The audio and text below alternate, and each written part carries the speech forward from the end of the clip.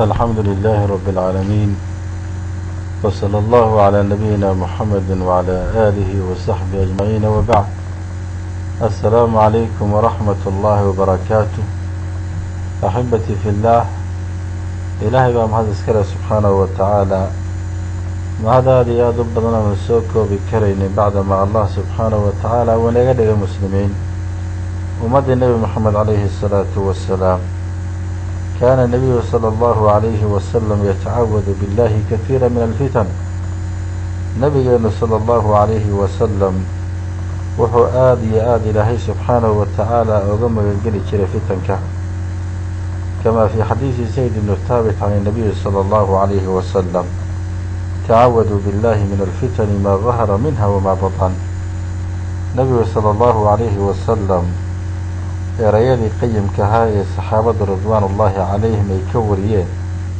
waxaa ka mid ahaa nebiganu dhihi jiray calayhi salaatu wasalaam: ilaahay ka magan gala fitanka, kuwa muuqda iyo kuwa qarsoon. waxaa soo saaray riwaayadda imaam muslim raxmatullaahi calayh. ibnu cabbaas radiallahu canhuma isaguna nebiga sala allahu calayhi wasalam wuxuu ka wariyey oo yidhi: ataanii laylata rabbii tabaaraka wa tacaala fii axsani suuratin fadakara alxadiis. ilaahay baa subxaanahu wa tacaala igu yimi buu yidhi xalay suuradii uguda quruxda badnayd. xadiis dheer buu ahaa marka wuu sheegay oo hadaladii nebiga sala allahu calayhi wasalam ilaahay uu ku yidhi nebigiisa waxaa ka mid ahaa: yaa muxamed, idaa sallayta faqul allaahuma inii as'aluka ficla alkhayraat wa tarki almunkaraat wa xubi almasaakiin وأن تغفر لي وترحمني وتتوب علي، وإن أردت بعبادك فتنة فاقبضني إليك غير مفتون. حديث كان وحى صار إمام الترمذي رحمة الله عليه. الباني رحمة الله عليه علماء المعاصرين تاكمدة سوى وحى كصحيحية ترغيب الترهيب وكتر صحيحية وحونا يصحيح لغيره بكتر المعامي. النبي صلى الله عليه وسلم حد شهيك وحويه: وإن أردت بعبادك فتنة فاقبضني إليك غير مفتون. إلهي واحد دي لدونتا دومد على فتنة لدونتو امتحان يا جربات يا اختبار هدي لدونتو إلهي يوفسويا لديقوني فتنين. مركزات في النبي صلى الله عليه وسلم أي وحويين الضري. بل النبي صلى الله عليه وسلم وحكم إذا هديجيسي waxa weeye fitanka oo dhan buu ilaahay ka maangeli jiray subxaanahu wa tacaala. sababtoo fitnadu haddii ay dhacdo laa tusiibu daalima waxdahu wa inamaa tusiibu ljamiic. haddii ay fitnadu dhacdo waxa weeye daalimka sameeyey iyo axadka ku kacay jariimada iyo qofkan ku kacay xumaanta iyo dhibaatada keliya ku ekaan maysa, ummadda oo dhan bay taabanaysaa. waana waxa de meelo badan adduunka maanta ka jira weeyaan. xagga luqada markii la yidhaahdo, culamadu raxmatullaahi calayhim kelimadan way kala dhigdhigeen oo si wanaagsan bay ugu caddeeyeen. ragga luuqada sida ashari iyo ibnu faris iyo ibnu kathiir iyo xataa maaragtay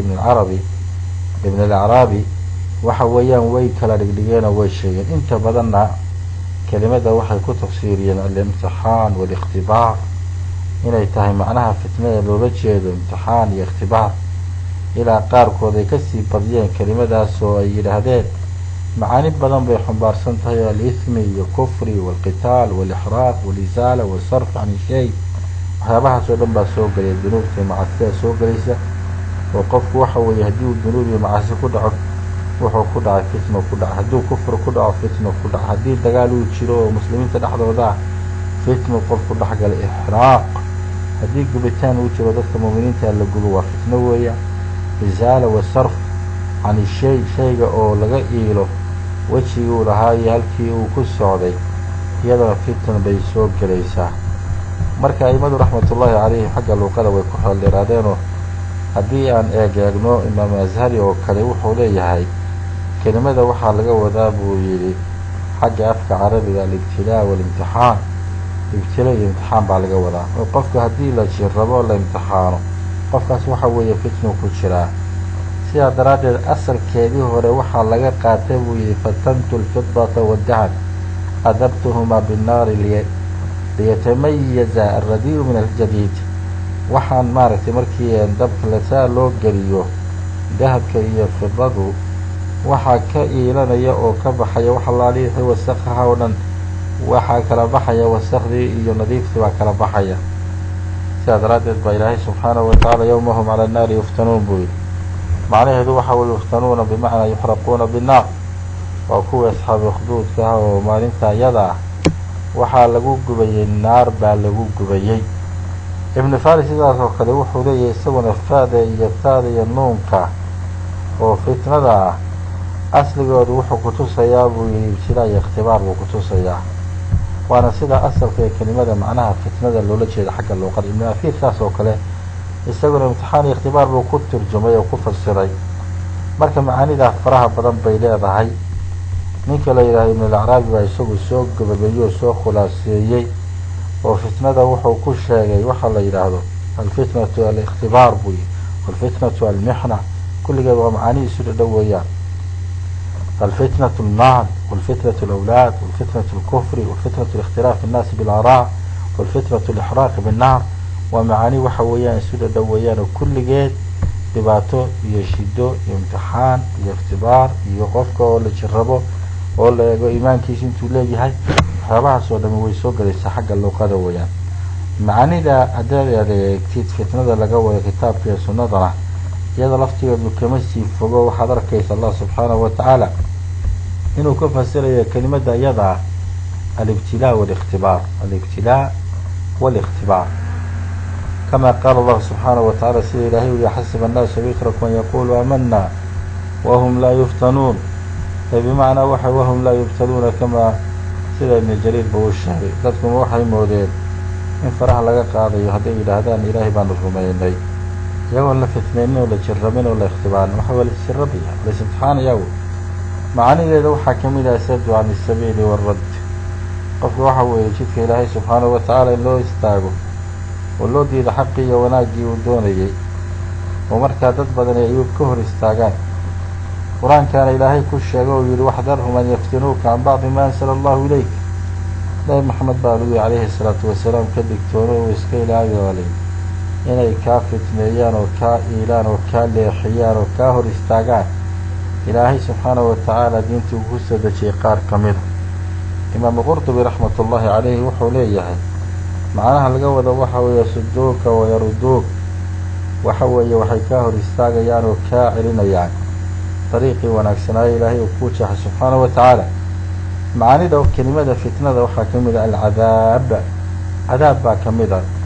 uma ina rabbaka liladiina haajaruu min bacdi ma futinuu uma jaahaduu wasabaruu ina rabbaka min bacdiha lagafuurun raxiim buu ilaahay leeyay. maxalu shaahidkuna waa maxay? uma ina rabbaka liladiina haajaruu min bacdi ma futinuu min bacdi ma cudibuu weeyaan, waa markii la cadaabay kadib weeyaan. macaanideeda waxaa kamid a kelimada fitna la yidhaahdo ashirki waalkufri baa kamid ah. waqaatiluuhum xataa laa takuna fitna buu ilaah yidhi, waqaatiluuhum la dagaalama ilaa aysan ka ahaanin fitnaba, shirkigu ilaa uu baabo